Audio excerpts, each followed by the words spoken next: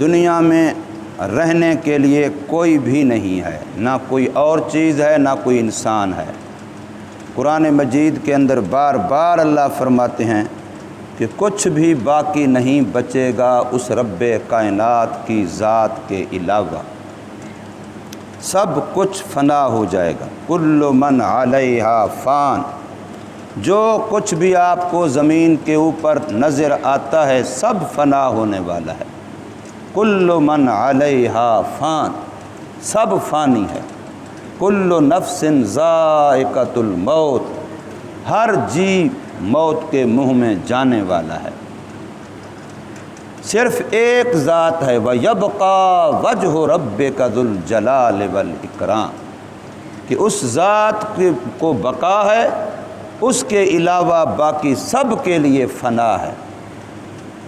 اب جب منتقل ہونا ہے، لازماً جانا ہے، یہاں رہنا نہیں ہے، تو پھر جیسے یہاں کے لیے ہماری ضروریات ہیں، یہاں کے لیے ہمارے تقاضے ہیں، یہاں کے لیے ہمیں کچھ کرنا پڑتا ہے اور نہ کرے تو وہ نکما کہلواتا ہے، تو پھر جہاں جا کے واپس آنا ہی نہیں ہے، وہاں کے لیے بھی تو لازماً ہمیں کچھ کرنا پڑے گا۔ اور نبی پاک صلی اللہ علیہ وسلم فرما چکے ہیں کہ کرنے کی جگہ یہی ہے۔ یہاں سے جب منتقل ہو گئے پھر کرنے کا مسئلہ نہیں آئے گا، جو کچھ یہاں سے کر کے جاؤ گے اسی کے مطابق تمہارے ساتھ معاملہ تو ہوگا، لیکن پھر کرنے کا موقع نہیں ملے گا۔ قرآن مجید کے اندر موجود ہے کہ کچھ لوگ وہاں اللہ سے درخواست کریں گے کہ ہمیں ایک چانس دے دیا جائے، ایک دفعہ دوبارہ ہمیں عمل کی دنیا میں جانے دیا جائے، ایک دفعہ کا ہمیں چانس دے دیا جائے۔ فَأَصَّدَّقَ وَأَكُن مِّنَ الصَّالِحِينَ، پھر ہم صدقہ خیرات کریں گے اور نیک لوگوں میں سے ہو جائیں گے۔ لیکن اللہ فرمائیں گے نہیں، اب چانس دوبارہ نہیں ملنا۔ اس لیے تو اللہ پاک نے دنیا کے اندر انبیاء بھیجے تذکیر کے لیے، ورنہ حدیث پاک کے اندر صاف آتا ہے کہ اللہ تبارک و تعالی نے حضرت آدم علیہ السلام کو پیدا فرمایا تو رب کائنات نے اپنی شیان شان حضرت آدم علیہ السلام کے دائیں کندھے پر اپنا دایاں ہاتھ مبارک رکھا، تو اس سے آدم علیہ السلام کی اولاد سے جو قیامت تک آنے والے لوگ تھے وہ سب نسمہ کی شکل میں، روح کی شکل میں، چیونٹیوں کی شکل میں، یہ تینوں لفظ آتے ہیں، نسمہ کا لفظ بھی ہے، ذر کا لفظ بھی ہے۔ وہ ساری مخلوق جو قیامت تک جس انسان نے پیدا ہونا تھا وہ سارے کے سارے آدم علیہ السلام کی پشت سے باہر آ گئے، وَنَصَرَ، اور اللہ نے ان سب کو آدم علیہ السلام کے سامنے پھیلا دیا کہ یہ قیامت تک آنے والی تیری اولاد اور تیری نسل ہے، تو خود ان کو دیکھ لے۔ انہوں نے دیکھا، مشاہدہ کیا، اور پھر یہ بھی آتا ہے کہ وہاں انبیاء کا نور الگ نظر آ رہا تھا، خصوصاً حضرت داؤد علیہ السلام کا نام آتا ہے کہ حضرت آدم علیہ السلام نے ان کے نور کو دیکھ کر کے پوچھا یہ کون ہے، بتلایا گیا کہ یہ تیری اولاد میں سے حضرت داؤد علیہ السلام ہے۔ تو حضرت آدم علیہ السلام نے اللہ سے فرمایا، پوچھا کہ اس کی عمر کتنا ہوگی دنیا میں، بتایا گیا کہ اس کی عمر 60 سال ہوگی، 60 سنہ۔ تو آدم علیہ السلام نے فرمایا کہ اس کو میری عمر میں سے 40 سال اور دے دو، اس کی عمر 100 سال ہو گئی۔ پھر آگے اسی روایت کے اندر تفصیلاً ہے کہ جب آدم علیہ السلام کی عمر پوری ہونی جو اللہ نے پہلے بتلائی تھی اس سے 40 سال رہتے، عزرائیل علیہ السلام آ گئے، جی آپ کا وقت پورا ہو گیا۔ تو آدم علیہ السلام فرمانے لگے میرے تو بھی 40 سال رہتے ہیں۔ تو آپ فرشتے نے یاد دلایا وہ آپ نے داؤد علیہ السلام کو نہیں دیے تھے، وہ تو آپ اپنے بیٹے داؤد علیہ السلام کو دیے تھے۔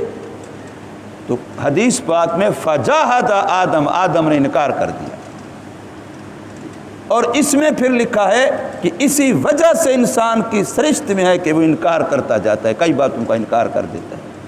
فناسی آدم بھول گیا تھا، دانا کھا لیا، انسان کے اندر نسیان ہے۔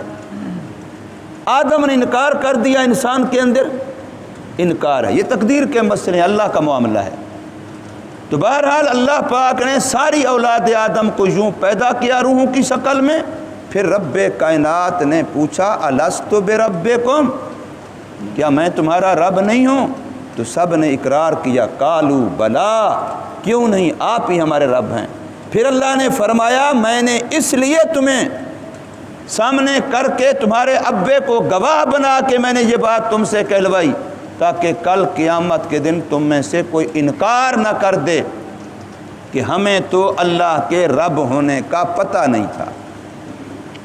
اس لیے میں نے تمہیں خود اقرار کروایا کہ تم سارے کے سارے، چاہے دنیا میں کوئی کافر ہے، فرعون ہے، فلاں ہے، کوئی بھی ہے، سب نے ایک مرتبہ عالم ارواح میں اللہ کے رب ہونے کا اقرار کیا ہے۔ فرمایا اس لیے میں نے اقرار کروایا تاکہ بعد میں تم میں سے کوئی یہ نہ کہہ دے کہ مجھے اللہ کے رب ہونے کا پتہ نہیں تھا، اپنی زبان سے تم اقرار کر رہے ہو۔ اب جو میں نبی بھیجوں گا، کتابیں بھیجوں گا، وہ اس وعدے کو یاد دلانے کے لیے بھیجوں گا۔ میں انبیاء بھیجوں گا، اسی حدیث کے اندر ہے، میں انبیاء بھیجوں گا، کتابیں آئیں گی، لیکن ان کا مقصد اس عہد کو، اس وعدے کو یاد دلانا ہوگا کہ یاد کرو تم وہ وعدہ کر کے آئے تھے۔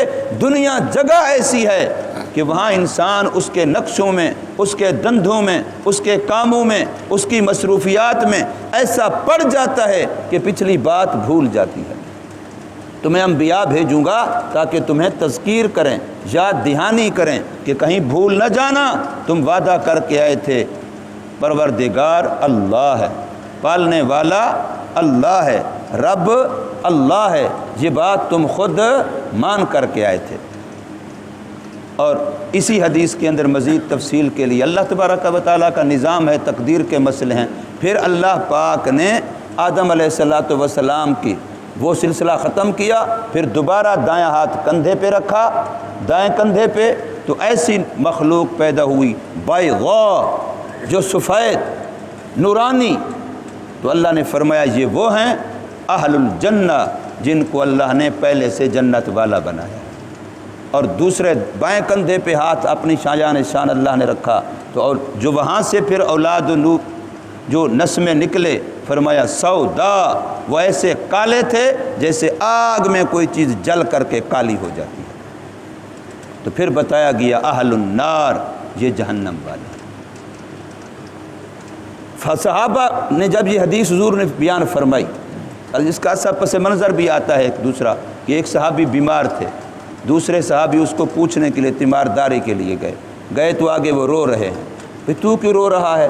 تو وہ ہے کہ اللہ کے نبی صلی اللہ علیہ وسلم نے تجھے خود جنت کی خوشخبری دی ہے اور یہ وعدہ فرمایا کہ تیری میری وہاں ملاقات ہوگی، پھر تو کیوں رو رہا ہے؟ اللہ کا بندہ روئے تو وہ جس کو اگلے معاملے کا خطرہ ہو، تجھے تو اللہ کے نبی صلی اللہ علیہ وسلم فرما چکے ہیں، ملاقات کا فرما چکے ہیں۔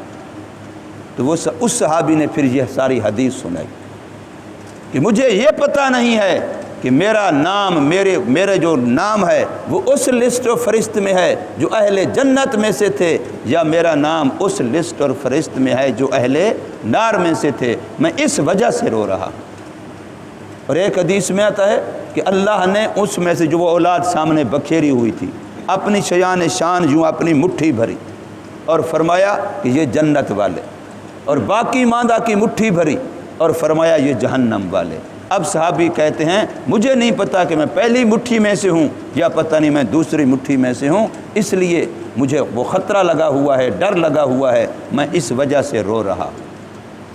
اب وہ اللہ کے نبی صلی اللہ علیہ وسلم کی زبان سے خوشخبریاں سننے کے بعد بھی ڈر رہے ہیں، اور ہم پتہ نہیں اللہ تعالیٰ معاف فرمائے کتنے گناہوں کے پاپی بنے ہوئے ہیں، لیکن پھر بھی رونا ہمیں نہیں آتا، آخرت قبر ہمیں یاد نہیں آتی۔ تو وہ صحابہ کرام جو ہمارے لیے آئیڈیل ہیں، ہمیں انہی کو نمونہ بنانا چاہیے کہ باوجود وہ اتنا اللہ کے مقبول ہونے کے، پھر بھی ڈر رہے ہیں، تو ہمیں بھی اپنی قبر آخرت کا خوف خطرہ، اس کا ڈر لگے رہنا چاہیے، اور ہمیں بھی اللہ تبارک و تعالیٰ سے مانگتے رہنا چاہیے